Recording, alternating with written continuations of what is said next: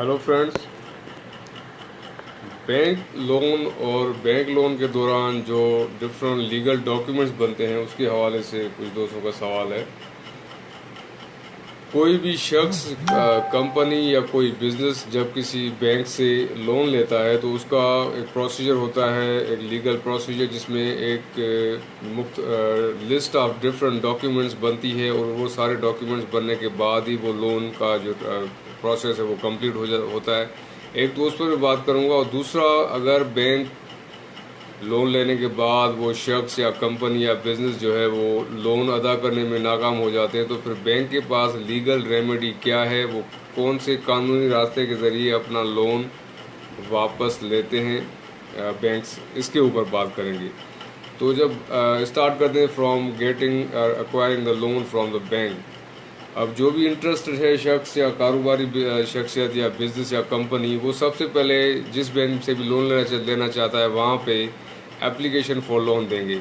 उसमें वो सारी डिटेल्स लिखेंगे कि ये मेरा बिजनेस है या मैं इंडिविजुअल हूँ या ये मेरा जॉब है या ये मेरा बिजनेस है, कंपनी है, और मुझे इतना लोन चाहिए, और उसका मकसद लिखना पड़ेगा कि लोन किस चीज़ के लिए चाहिए। वो सारी डिटेल्स, यानी एक प्रॉपर एप्लीकेशन जब बैंक में सबमिट होगी तो बैंक उसको कंसीडर करने के बाद जब बैंक उसको अप्रूव करने जाएगा तो सबसे पहले क्रेडिट फैसिलिटी ऑफर लेटर, यानी एप्लीकेशन के बाद, यानी एप्लीकेंट ने एप्लीकेशन दी, बैंक ने उसके जवाब में दिया क्रेडिट फैसिलिटी ऑफर लेटर।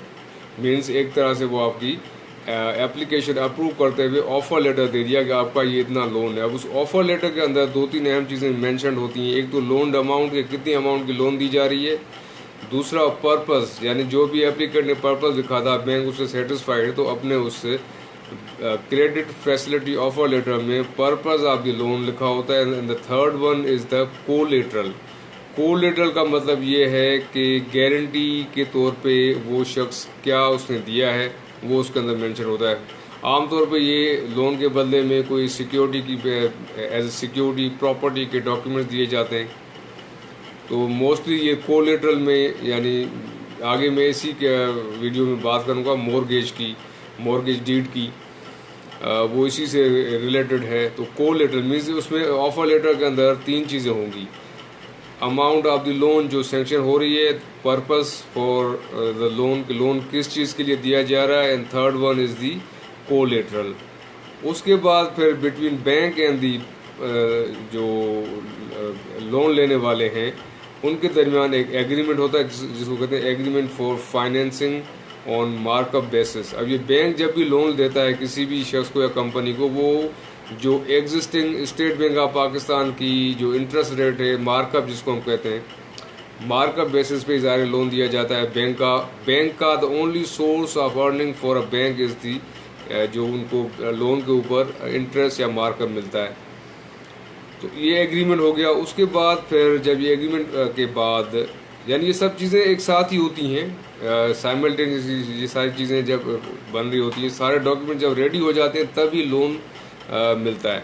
तो जो next thing is the promissory note. Promissory note basically देता है वो एप्लीकेंट जो बैंक से लोन लेने वाला है। उसमें वो प्रॉमिसरी नोट, आप काफ़ी दोस्तों को पता होगा what it is. Promissory loan simply एक बहुत सिंपल सा डॉक्यूमेंट होता है जिसमें जो प्रॉमिसरी नोट इशू करने वाला शख्स है वो उसमें ये इकरार करता है या प्रॉमिस करता है कि मैं इतनी अमाउंट रिटर्न करूंगा इस टाइम पीरियड तक।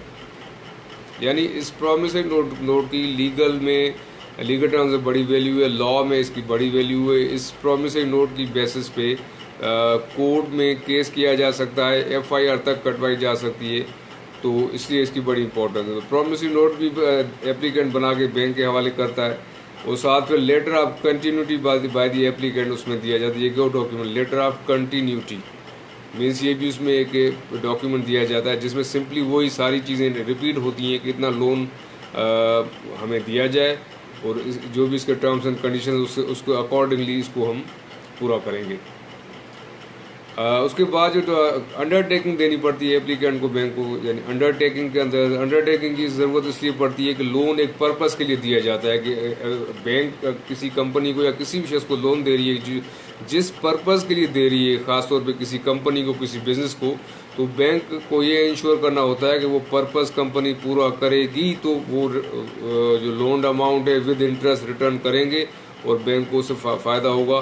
तो पर्पस की कोई मेक श्योर करने के लिए एक अंडरटेकिंग भी ली जाती है एप्लीकेंट से, जिसके अंदर 2-3 अहम चीज़ें होती हैं। सबसे पहली कि एक बिज़नेस है, कंपनी है, वो ये अंडरटेकिंग में ये लिखती है कि हम जितने भी इनके मुलाजमीन हैं उनको एज पर लॉ सारी अमेनिटी, सारी सहूलियात दी जाएंगी ताकि वो प्रॉपरली बिजनेस में काम कर सकें, लेबर वर्क हो सके और टाइमली जो उसके टारगेट्स हैं वो पूरे हो सकें। दूसरा उसमें ये अंडरटेकिंग में ये हल्फ होता है कि इस कंपनी या कंपनी के किसी एसेट्स के ऊपर कोई भी चार्ज, लियन या इनकम्बरेंस और या कोई इंटरेस्ट, यानी कोई भी ऐसा और कोई लोन वगैरह नहीं लेंगे किसी और जगह से जिससे कंपनी के ऊपर कोई चार्ज आ जाए, कोई चीज़ें आ जाए। और थर्ड वन होता है कि इन केस अगर कंपनी को किसी और इदारे से दोबारा लोन लेने की ज़रूरत पड़ सकती है तो उसके लिए कंपनी पे ये लाजिम होगा कि वो इस बैंक से एनओसी लेगा पहले। अगर ये बैंक एनओसी देगी तो ही वो लोन लेंगे, वरना नहीं लेंगे। ये अंडरटेकिंग की 3 चीज़ें होती हैं। इसके बाद में फिर एक एप्लीकेशन, यानी ये प्रोसेस जब हो रहा होता है उसके साथ फिर एक एप्लीकेशन दी जाती है एप्लीकेंट की तरफ से बैंक को कि जो लोन अमाउंट अप्रूव हुई है उसको हमें पेमेंट की जाए। और उसके साथ साथ अथॉरिटी टू डेबिट भी बैंक को इशू होता है कि हम आपको ये एप्लीकेंट का अथॉरिटी देता है कि ये फला अकाउंट है मेरा इसी बैंक में, उसमें ये मेरा लोन अमाउंट ट्रांसफ़र कर दें।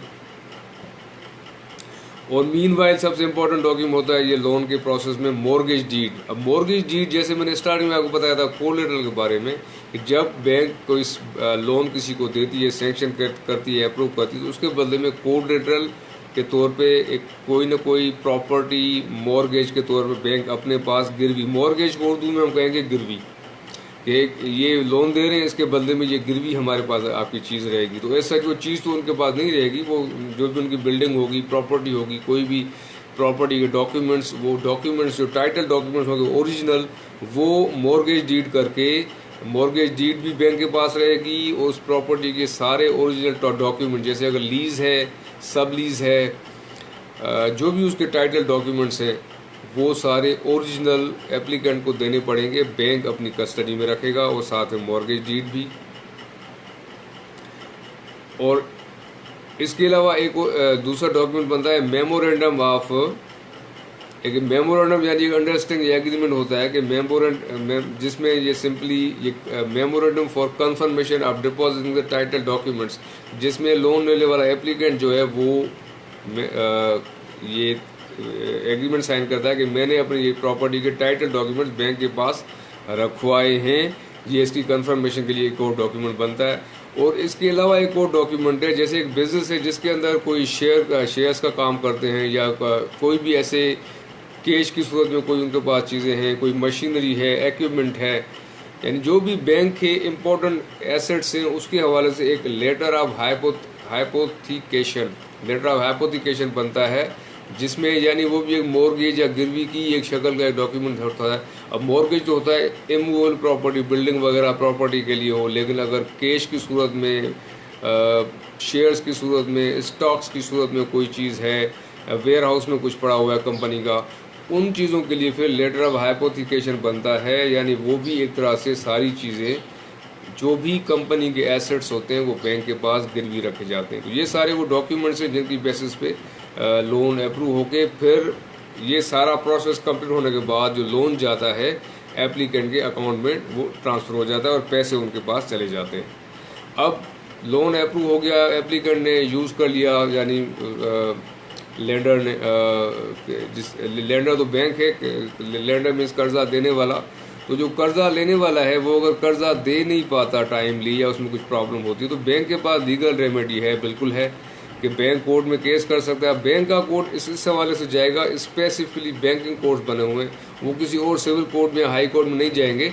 वो बैंकिंग कोड में bank can file a suit for recovery, और ये provision under section 9 of the financial institutions recovery of finances ordinance 2001 के तहत, यानी इसके सेक्शन 9 के तहत bank can file a suit for recovery. अब डायरेक्ट सूट फॉर रिकवरी का ऑप्शन है इसमें कोई ये सूट फॉर रिकवरी इतना कोई लंबा चौड़ा नहीं चलता, क्योंकि बैंक के पास सारे डॉक्यूमेंट्स होते हैं। तो बड़ा इसमें प्रीसाइज और शॉर्ट तरीके से यानी तेज़ी से स्पीडी ट्रायल होता है, और इसमें जजमेंट भी जल्दी आ जाता है, क्योंकि बैंक के पास सारी डॉक्यूमेंटेशन कंप्लीट होती है। Thank you.